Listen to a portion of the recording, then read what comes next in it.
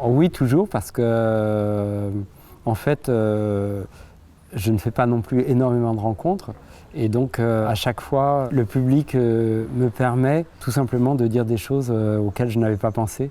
Et se surprendre soi-même, c'est avoir accès aux autres et effectivement à certaines émotions et à des souvenirs aussi.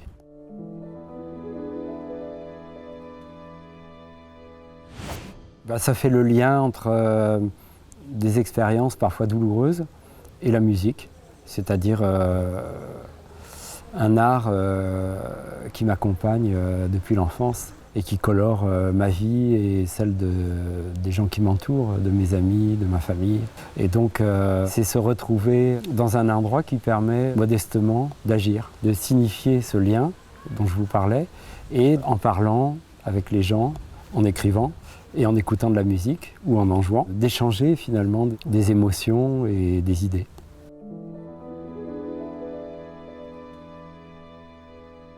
Je pense qu'à certains moments, elle permet de la suspendre.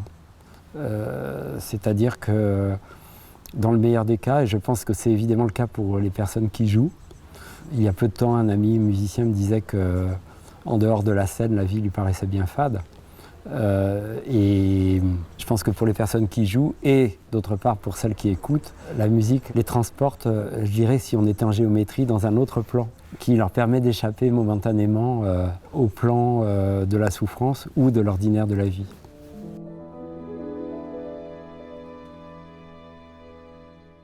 C'est une fiction qui part de quelques petits éléments autobiographiques.